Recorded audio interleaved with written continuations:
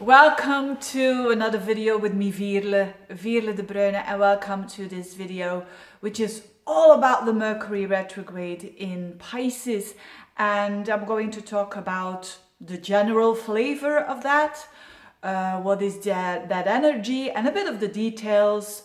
When is that gonna happen, and the range of time it takes, and what is it all about, and how can we see this energy at its best. That is very, very important, because it's a very, how would I say it in a neutral way? It could be one of the most magical times, and it could be one of the most times that you don't know what's happening, full of insecurity and full of not knowing where you're heading at, dependent on, I'm going to look at every single sign. Of course, if you want to know more in detail about your particular sign, you can check out my March horoscope videos, because there I do emphasize the Mercury retrograde. But first of all, look what I've got here on the left side. Old school, old school. I have a blackboard, yay! There were people complaining. Can you imagine? I'm doing these videos for free and people are complaining with the whiteboard that they couldn't read it and all of that. Anyway, I thought, hey, I still have a blackboard. I can use it, and I will. I feel like a school teacher here. But anyway, it is a bit complex, and I want to explain it. I want to explain it in a good way here. Now, what is this all about? This energy starts as I speak today. So it is what we call astrologers as the shadow period. Now, what is going to happen? And this is very, very important. I didn't test this, so if this goes wrong, well, then it goes wrong, Do you see it? I hope that if people are complaining that they don't see it, well, just give me a break, will you? Give me a break. This should be Mercury. What do you think of that? That's Mercury. And that's Neptune in the sign of Pisces. And that is what this is all about. I don't think this is a good idea, Veerle, but anyways, Pisces is all about images.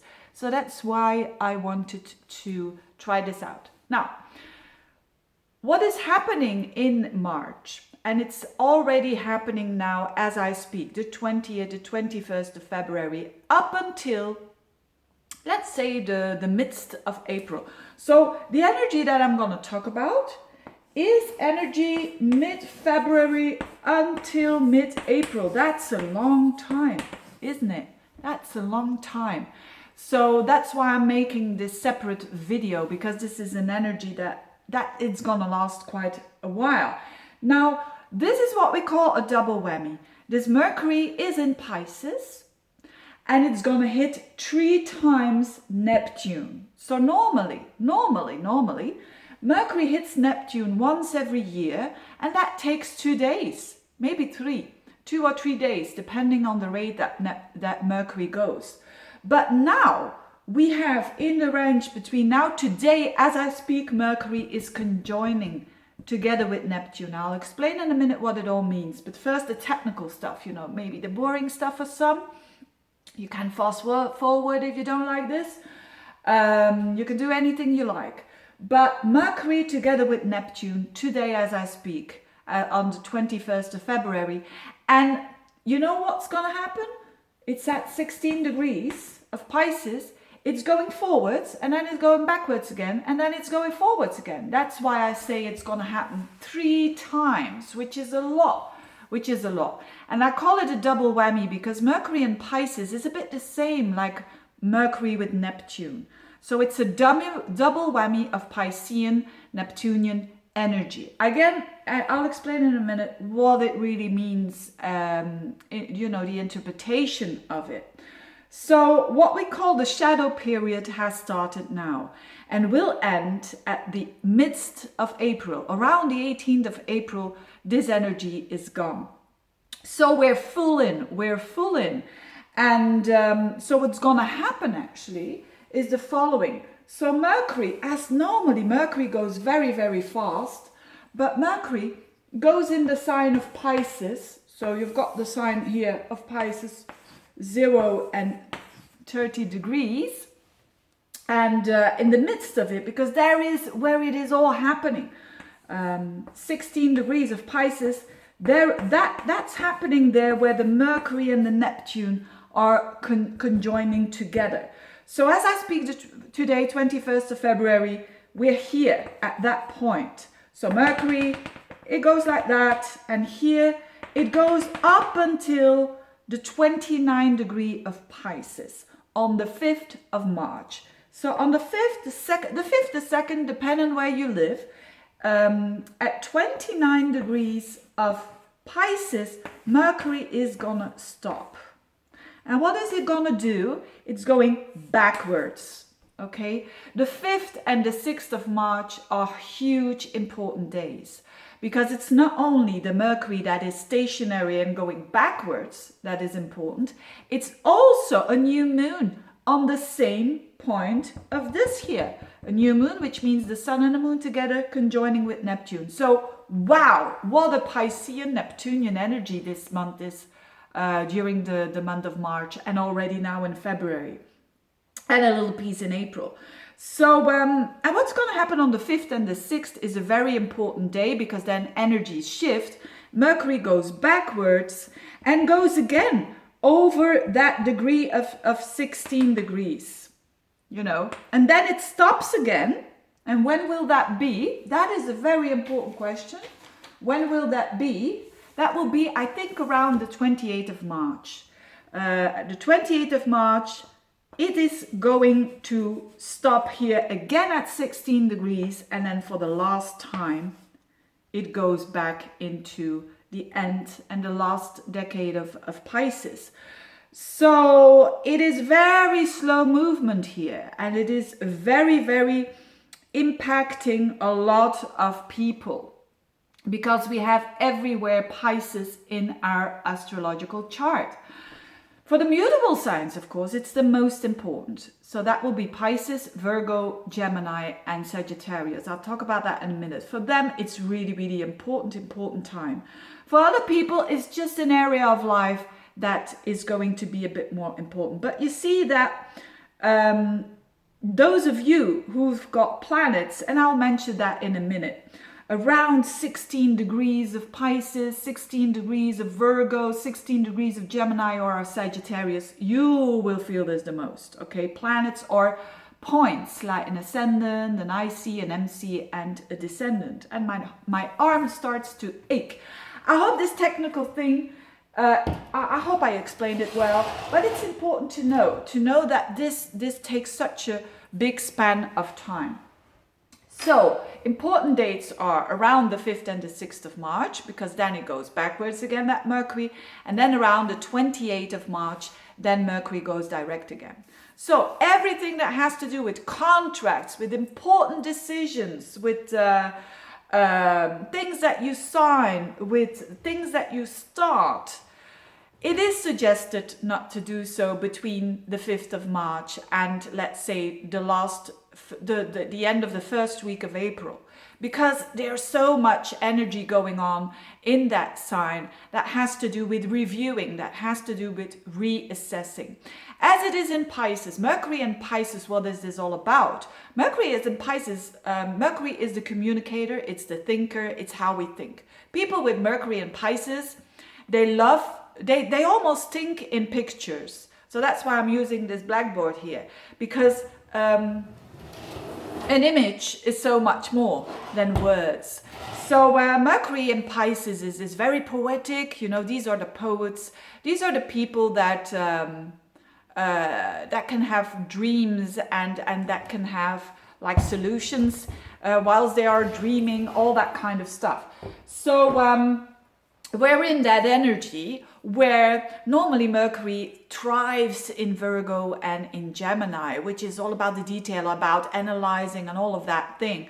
Now, the cosmos or the universe is telling us, don't do that. You know, the first rule or the first advice that I want to give you is don't try during that period, don't try to pinpoint things.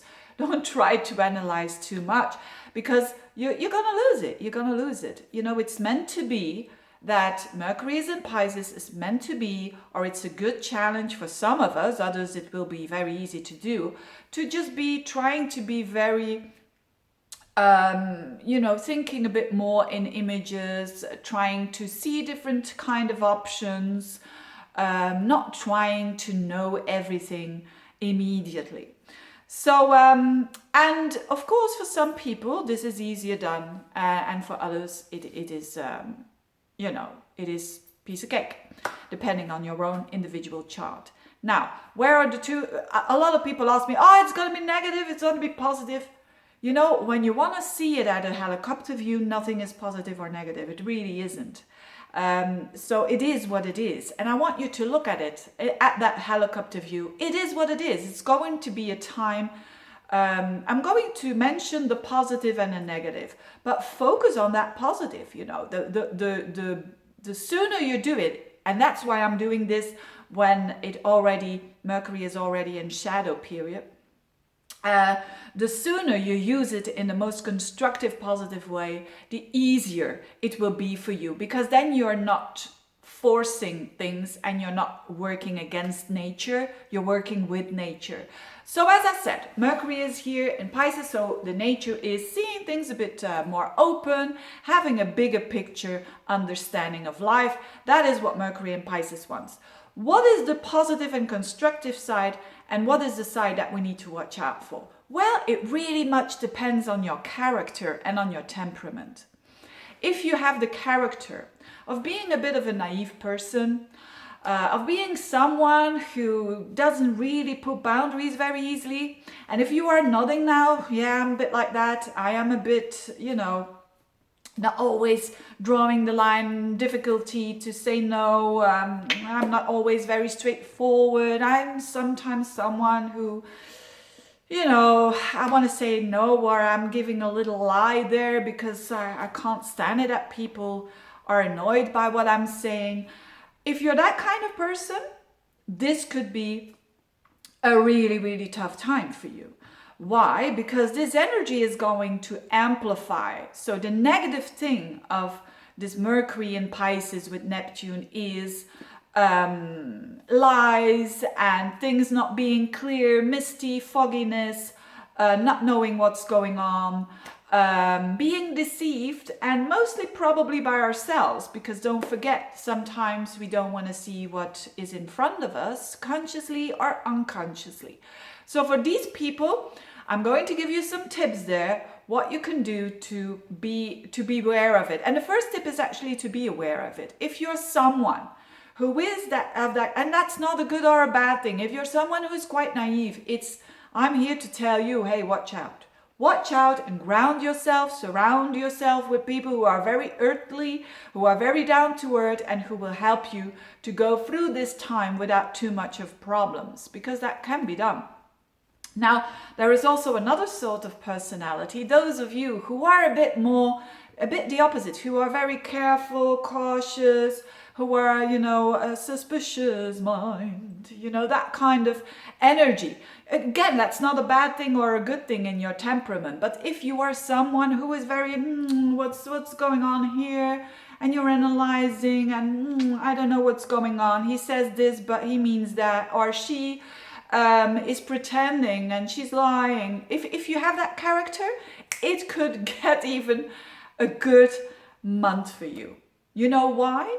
Because it can show, depending on where this energy is, you know, if it's a relationship house, for instance, like the 3rd house or the 11th house or the 7th house that this is happening, this could turn out better for you, so that you were suspicious about maybe a friend, or maybe a lover, or maybe someone that you're canceling, and you're saying, they're not telling me the truth, and you have that time here in March where things are being unclear, and after the first week of April, guess what? Things show that actually the reality is even better than you ever thought. That this person is really doing the right thing, etc., etc. So it really depends on what's going on with you, what is your temperament, and where in the chart this is happening, this energy. So what do we have to look for at its most positive way, no matter what temperament you are? There's the beauty of Mercury in Pisces and with Neptune. Really, it is. And the beauty is magic.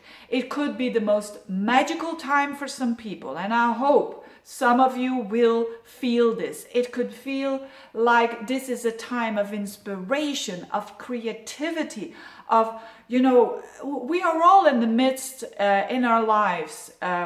Depending on what stage of life you are, we all have our obligations. We all have our responsibilities. We all have things to do, whether it is the house that needs to be cleaned, whether it is our work that needs to be addressed. We all have those obligations. We all have those routines. And this Mercury with Neptune and in Pisces could be the perfect time to escape all of this, but in a healthy way, in a very healthy way, and to feel that there is also more than just our routines in life and just our work in life and just our obligations, that there is also magic in this world. That is the side that I want you to focus on, but on a real way and on a positive, healthy way. So what could that be? For some people, like for instance, if this is happening in your 9th house, you could be very much enjoying reading literature, watching movies, traveling, exploring philosophies, and getting that bigger picture mode, so to speak. If this is happening in a social house, this could be really, really romantic energy, extremely romantic energy. And extremely soulmate connections that can really be made there. So it's not all, negative. We can try to focus on that and work towards that with a very realistic point of view, but also enjoying the magic in life, and certainly when you are someone who does creativity, in life and in your day-to-day job, for instance, if you're having a creative job. And people, when I say if you have a creative job, people think that I'm talking about dancers and about people who sculpture. No, you could be an IT specialist, you could be a dentist even, and be very creative in shaping the form of the teeth or to make a beautiful crown or whatever it is. That creativity is tremendous this month, and I want you to tap into that energy so that you have the beauty of this Mercury Neptune, because there's another side, and the other side that you want to avoid and that you want to be aware of is the side of the total fogginess. It's like you traveling through with a car in the mist and you ain't seen nothing. You're not seeing anything and you're seeing very unclear. That's the negative side of Mercury Neptune in Pisces. And what do I suggest you to do? Well, the same when you are in the mist. You're not going to drive very fast. You're not going to make very fast decisions. No, the advice that astrologers will give you is just calm down, observe what's happening, observe, be careful, don't make too rash decisions, see what's happening, see what's unfolding in front of you.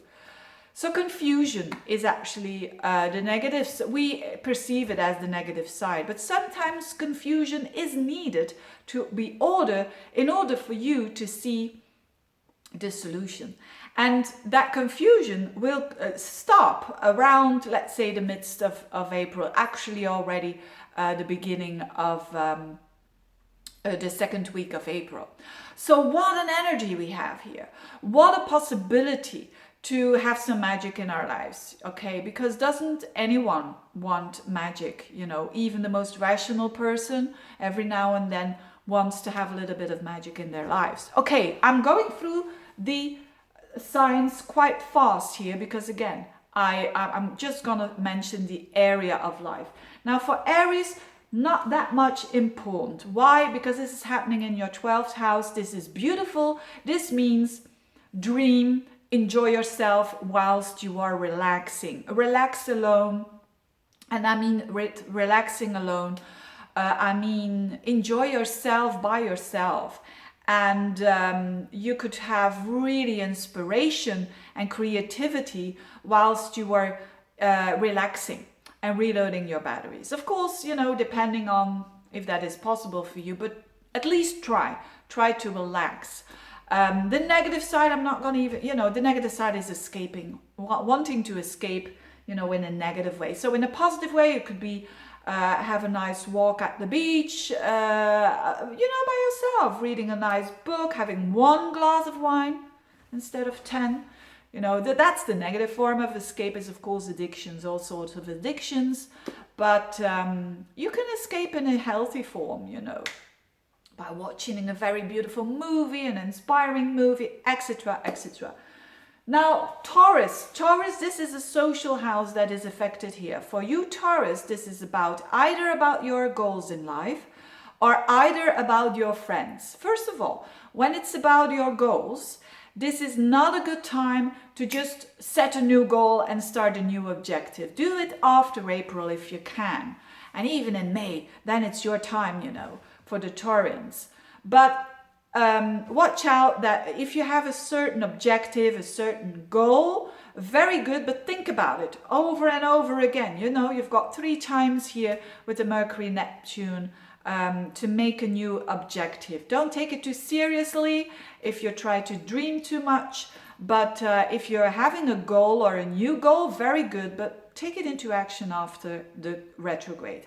If it is about friends, it's a bit more complicated. This could be quite a magical time for you on a positive way, that you could fall in love with a friend, or maybe you are single and there is a friend that is totally more connecting with you on a very almost mysterious, deep soul kind of level. But again, make the decision of, okay, I'm going for this person after the first week of April, and certainly not between the 5th of March and the end of March, because then you could, because you're not seeing what is there in front of you, whether you like it or not, or whether you're doing it consciously or not. There is something about a friend that could just, it's not negative again.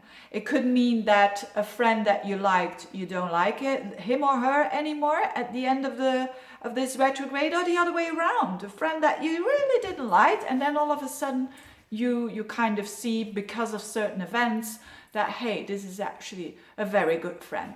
So for Taurus, not that important either, but could cause a bit of problems there.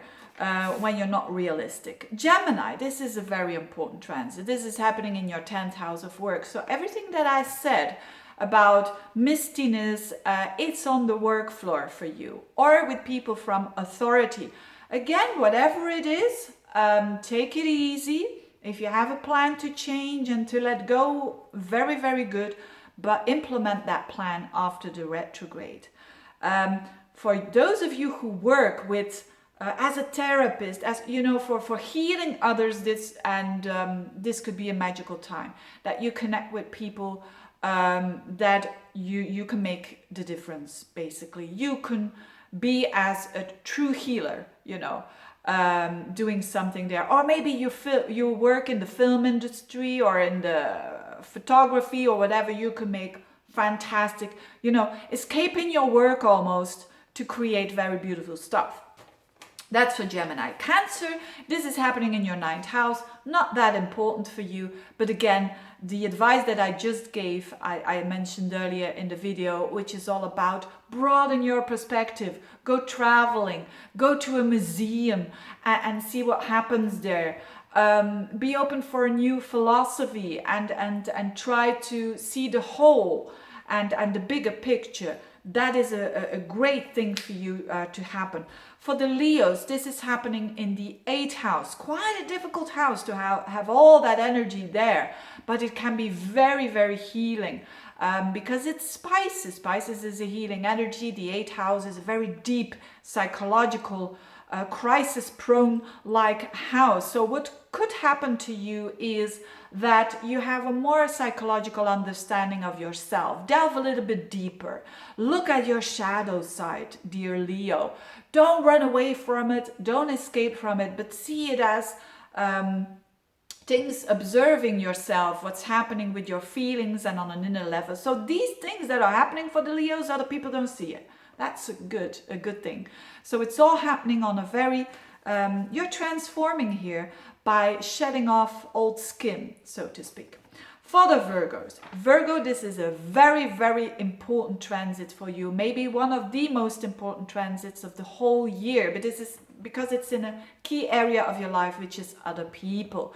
So for you, dear Virgos, for the single ones amongst you, this could really be it. You could really meet someone magical. You could really fall head over heels. You could really meet someone who, you know, the Virgo is mostly, it's not really a romantic sign, Virgo. Of course, you might have other things going on in your, maybe you have a moon in Pisces and you're extremely romantic, but most Virgos are down to earth and you know, they don't take things at face value and all that kind of thing. You could loosen up a little bit now. So let the magic start with other people. The connections with others could be tremendously healing, tremendously understanding. One warning, again, if you're the kind of Virgo that is a bit naive, feet on the ground, okay? Don't put someone on a pedestal. Don't do it. Don't do it. You will fall from it, or they will fall from it, and you will get hurt. So if you fall in love during this period, fantastic, enjoy it. Don't make important decisions between the 5th March and the end of March. Take your time a little bit. Observe a little bit what's going on. And if you really, really want to go for it, go for it. But after the Mercury retrograde, so after the first week of April, because there's things that needs to unfold of that other person. And again, it doesn't always have to be a romantic partner, by the way. It could be a business partner, or it could be someone that you're consulting. So maybe your therapist, maybe your doctor, maybe your counselor, whatever, that there is something about them that you first didn't see, and now you're seeing, for the good or the bad. Again, it depends on every situation. But for the Virgos, really keep your feet firmly on the ground, and yes, enjoy the magic, but know that you are enjoying it, basically. For the Librans, this is happening in your 6th house. It's not that important for you, Librans, but the 6th house is all about work and it's all about your health. So there could be an annoying thing, could be that there is a health issue coming up and you don't know what to do. Go to different doctors, go to different astrologers. Just do what Pisces is all about. See the whole range. Go to see if you have an issue, for instance, on a physical level. Go and see a doctor, but also go and see maybe an energy worker or whatever. Work on different levels, you know, the Pisces way, and take an important decision. So if there would be a very important decision to take, to take some very important medication or maybe surgery or whatever, do it after the retrograde, if you can, of course. Okay, you always have to, you know, use this, of course, and have the feet on the ground. But for a lot of people, it will have to do with work. So for use it in a creative work. I have to speed up because this is gonna stop. Sorry, but all the things, I don't want to rush here because I've explained so much in the monthly horoscopes. But anyway, Librans, when you want to let go of a job, do it after the retrograde. Scorpio, very, very romantic. It's a bit the same. Very romantic energy. This is happening in your 5th house. That could be, I'm going to stop. I don't want to rush. And I'm going to make a second video for the Scorpios and the Pisceans. How about that? Because my camera, it's gonna stop, okay? Sorry about that, but just skip the next video.